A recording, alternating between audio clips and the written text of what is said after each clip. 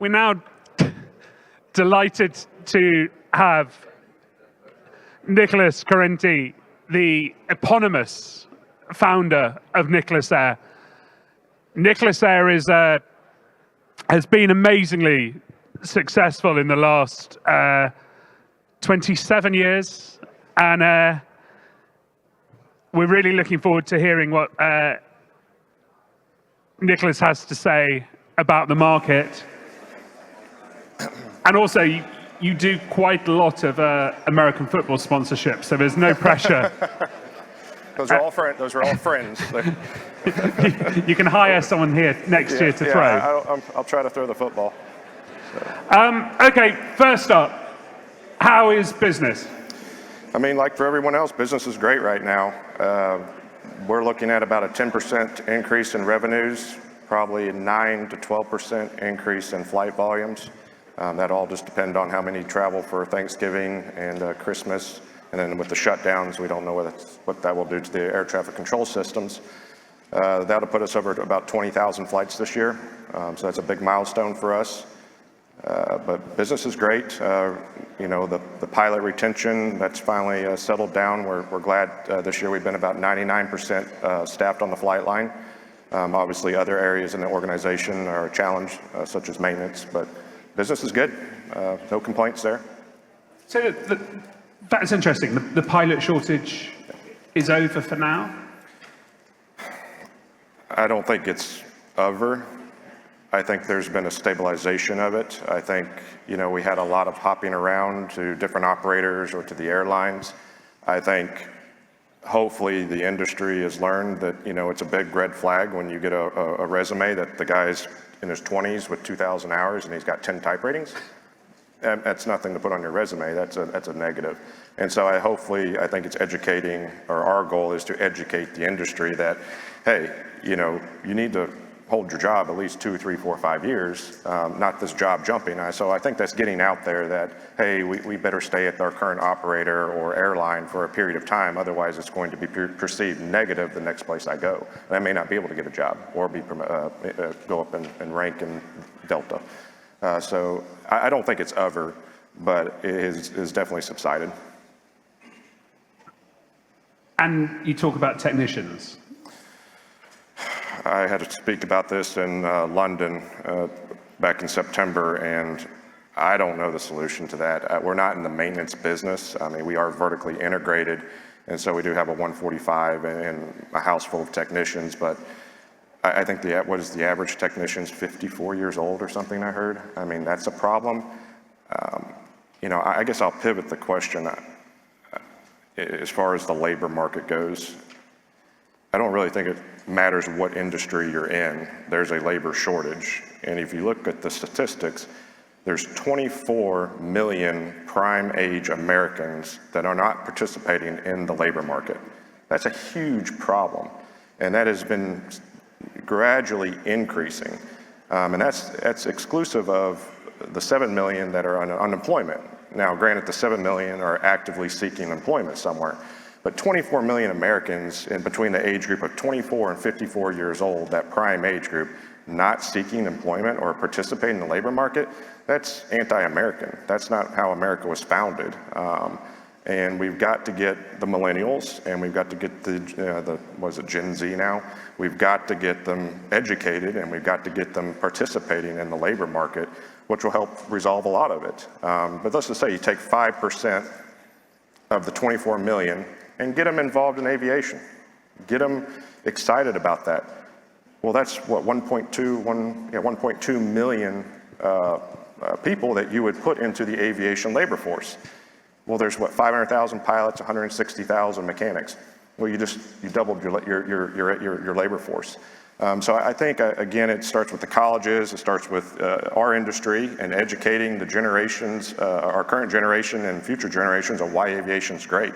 I think it's, you know, the aviation industry pays on average 17% more than other industries. You know, I mean, it's a pretty sexy industry, minus, you know, the regulation part of it, but, you know, we internally have to deal with that, but it's a great industry to be in, and I think there needs to be more education to pilots, mechanics, customer service agents, operations personnel, I mean, gate agents, whatever, you name it, on why it's a good place to work. And I think that helps cure the long-term problem. So business is good. What's your biggest frustration? Parts, supplies, tariffs, and then outdated regulation. Parts supply is a challenge. It's, the way I look at it is we don't have a supply chain issue anymore. And I think that's kind of like COVID. We went through COVID and it was just used as an excuse, oh, COVID, COVID, COVID. And I was like, okay, I'm so sick and tired of hearing this. Now it's supply chain, supply chain, supply chain. I don't think there's really a supply chain issue. It's an overproduction issue. And again, I'm all about growth. I'm all about, I don't have shareholders. I don't have private equity, so I don't have to answer to anybody. But I understand. I've been in other businesses, sat on large corporate boards, and I get it, shareholder value. But we're producing aircraft at a staggering rate, and obviously the backlogs are 18, 2 years, whatever, depending on the OEM. Well, all those parts, I mean, those airplanes being produced and sold off the assembly line have to have the parts that the current aircraft that are in circulation need. And so while, operators our size are somewhat insulated from, the issue, I mean, it certainly is a dent in your revenue, but what I feel sorry for is the 1, 2, 3 operation airplanes, or somebody that just started a 135, a young entrepreneur that had ambitions like I did when I was a kid, and he's got an airplane sitting for 18 months, whatever, 8 months, 18 months, whatever, and just waiting on a basic component to get that airplane back in the air. They're not going to make it. They're going to fail. They can't tote that debt and generate enough revenue to make the company profitable. And so I think it's I'm not a big advocate of slowing down, but we have to rebalance the parts supply, whether it's engines, windshields, leading edges, major components that are really that the manufacturers control, and make sure that we're getting some of these parts back into circulation so we can get operators back up and running. And it doesn't really matter if you're an operator or if you're an owner-operator. I use an analogy, which is go to a dealership, go to a Mercedes dealership and buy a brand new Mercedes-Benz. Drive it off the lot, put 500 miles on it. It breaks down on the side of the road. It gets towed back to the dealership. You go to the service department, and the guy says, hey, good news, Al, I found the problem. It's your computer chip, it's the ECM. Bad news is it's back to order for 8 months. Well, that's not going to work, is it? Okay, well, I need a loaner. Sorry, no loaners available. Okay, well, you kind of pause and, swallow your pride, and you walk out into the showroom, and you call an Uber, and you're looking at the cars in the showroom. You look out the window, a semi-truck pulls up with 5 brand new, same year, same make, same model cars that you just brought into the shop, or you just purchased and brought into the shop to have repaired. Well, you go out and talk to the manager and say, hey, what's this? Let's take the part off that car and put it on my car, or give me that car and I'll take it. Sorry, we're going to sell those. You can't do that, and you're going to, I think it's going to really erode the customer's trust in some of the OEMs and parts suppliers, and I think there needs to be a rebalancing. I think that it's going to have a long-term detrimental effect on the industry if we don't rebalance it. I think that's a really interesting point, but in some ways that's an opportunity for the larger operators, because you can cope with one aircraft AOG, can't you? If you're that, going back to your analogy, if you're that single buyer of a car, you're going to struggle. Yes, you're right, but I want competition.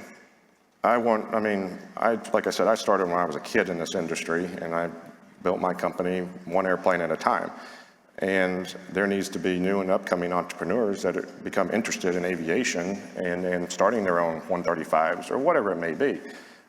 We don't want to make it a deterrent. We don't want to hear that, well, he has a buddy that had a 135 and he had one airplane, he couldn't get parts and he failed. Again, the name of the game is to leave the industry in a better place than we found it. And I think, we have to stop prioritizing profits over customer service principles. And it's, there's the three things in your organization. There's your people, there's your customer, and there's your finances. And in order of importance, number one is your people. You have to invest in your people. You have to give them the tools and the resources to succeed. Number two is your customers. And without your people or your employees, you don't have customers. And number three is the finances. Because without the employees and without the customers, you don't have finances. And right now it's like backwards. It's morphed. It's like profits, profits, profits, profits, customer, customer, customer, employees last, is at least my observation. And so I think we have to get back to some core values, and we're in the customer service business. I don't care if you're in a charter operator, or if you're selling a brand new airplane, or if you're a broker, or if you're a parts supplier. This is a customer service oriented business, no matter how you look at it. And I just think that after COVID, everybody's focused on that dollar instead of focusing on the customer service elements. The good news, AI is going to solve all of these problems. Oh God, Al, I don't know about, it scares me. I'm all about autonomous flight. I think that's, I'm very excited about that. I'm not, I go back to that movie back in the day, Terminator, I was like, how far-fetched was that back then? Like, these people are crazy. I mean, who was the producer? Now you're like, holy shit, that's kind of like, that's coming to reality. You're like, and I'm not a computer scientist or big into technology, to be honest with you, but I think there needs to be some guardrails. I think it's moving too fast. I think it needs to slow down. It's almost like, my analogy on that is like NIL money. It's like it's just thrown out there and it's like there's no guardrails on it. And so I don't know. I don't think it's going to solve all of our problems. I think it's going to steal all of our information. And I think we have our CTO here. He and I discuss it, but I'm concerned it's going to make the workforce dumber, for lack of better terms. I mean, if you don't have to use your brain and you can just rely on AI to, write a paper for you if you're in college or high school, or to, write a letter or anything, it's doing all the work for you. And I kind of find myself, my relation to it is Siri on my phone. You can just speak to Siri and it'll, write the text message, or you can ask it a question. I find myself not being able to spell words anymore. I'm like, because it does it for me. And so I just, I think we need to be careful on relying too heavily on AI, and don't allow it to make us a dumber society, because we don't have to think anymore. We don't have to do math. We don't have to do science or English. It does it all for you. Okay, we've got some audience questions. 100% of people think the supply chain is improving a little bit. Yeah, I'd say it has a little bit. I think it's, again, it goes back to parts and components that are not specific to a certain brand or type aircraft. There's an open market for that, which we use heavily on. Almost 90% of our stuff is not sourced directly through an OEM. It's sourced through a third-party vendor.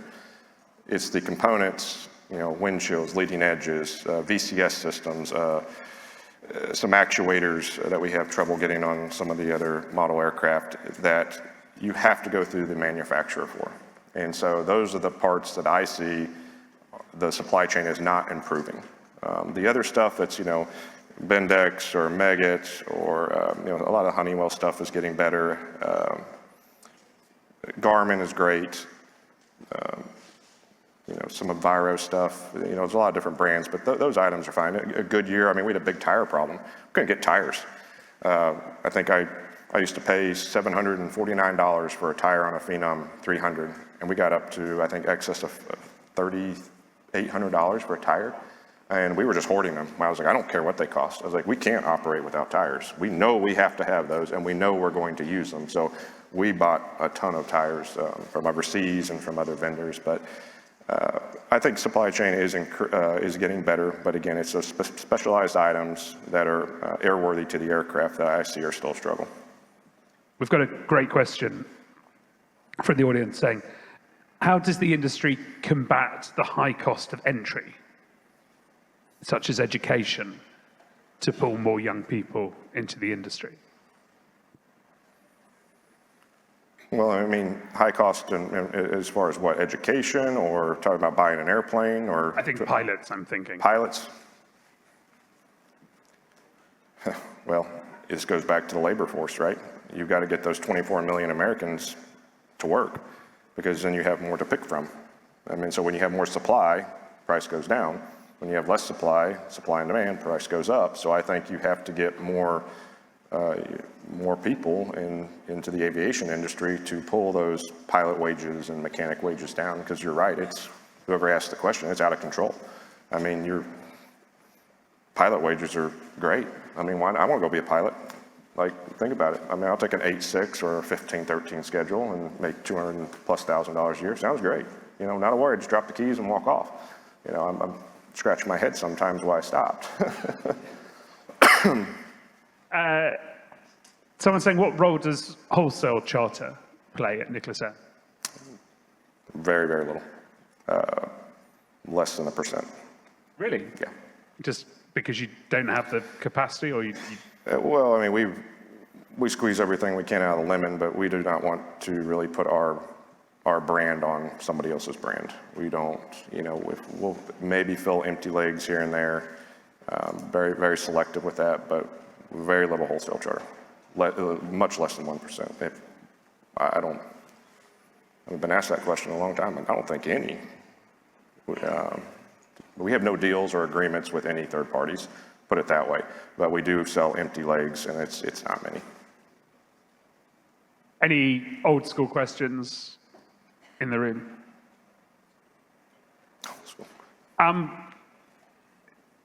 When are you selling out to private equity? It's my first child, Al. I don't know. It's hard. It's going to be hard to sell them, but I'd sell my first child. Would you? I'm getting to a point with my 14-year-old home. Sometimes, you know, he's getting a little ornery, but I don't really have any interest. My goal has always been to be the best, not the biggest. We have over 1,000 members in our program now. We have a great team underneath me. And I think it's one of the things, I mean, private equity is great. I've been involved in other businesses that have it. It has its niche and its need, but, you know, that's what enables us to be so successful, is we don't have all that noise. We don't have, you know, I'm sorry for lack of better words, bean counters telling us how to run our business. And we know how to run our business. We're aviation experts. And so I would be afraid that it would harm the company. And would you look at acquisitions, or would you have the same concern? We have. I mean, we've been approached with several, but I'm like, why? Like, we're already doing that, and I can go do that. Like, no, not really interested in that. I like staying in our niche. I like doing what we do, and I don't really have any interest in purchasing any other operators. Someone, I think an aircraft manufacturer, is asking, are there any new aircraft types you plan to add to the fleet? Well, if anything comes out, yeah. I mean, you got me earlier to what excited, about autonomous flight, but the other thing that excites me is supersonic air travel. I think I don't understand why we had it 50 years ago with the Concorde, and we were taking, civilian passengers on a Concorde, at supersonic speeds, and then it died. And, obviously, I think it was, 1973, there was the Overland supersonic ban put in place by the administration, and I can only assume, I haven't done a lot of research, but that kind of tampered that market. Nobody was willing to invest, probably no private equity was willing to invest in that, and certainly nobody was going to do the R&D to propel that technology. So yes, I'd be very interested in getting into supersonic. I think, as we all know in this business, time is the most valuable non-renewable resource on Earth. And there is no reason we should not be doing, New York to LA in 2 hours and New York to London in under 4 hours. And so I would invest in that and add that to my fleet. But as far as the common day business jet, I mean, depends if Michael's not here anymore, but if Embraer or Textron or Bombardier comes out with something new, yeah, sure, we would entertain it.